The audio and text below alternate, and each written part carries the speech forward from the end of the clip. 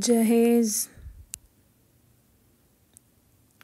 ماں باپ کچھ کپڑے، کچھ زیورات، کچھ سامان، برتن، پلنگ، بستر، میز، کرسی، تخت، جائے نماز، قرآن مجید، دینی کتابیں وغیرہ لڑکی کو دے کر اس کو سسرال بھیجتے ہیں۔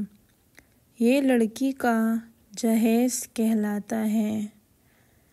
بلا شبہ یہ جائز ہے، بلکہ یہ سنت ہے، کیونکہ ہمارے رسول صلی اللہ علیہ وسلم نے اپنی پیاری بیٹی حضرت سیدہ بی بی فاطمہ رضی اللہ تعالی عنہا کو جہیز میں کچھ سامان دے کر رخصت فرمایا تھا۔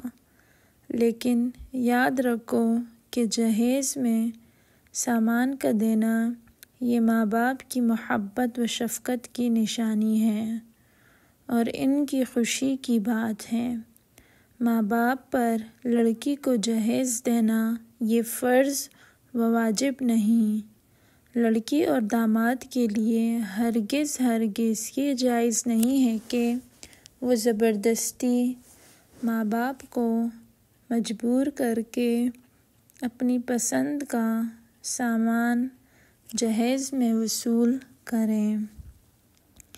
ماں باپ کی حیثیت اس قابل ہو یا نہ ہو، مگر جہیز میں اپنی پسند کی چیزوں کا تقاضا کرنا اور ان کو مجبور کرنا کہ وہ قرض لے کر بیٹی داماد کی خواہش پوری کریں، یہ خلاف شریعت بات ہے۔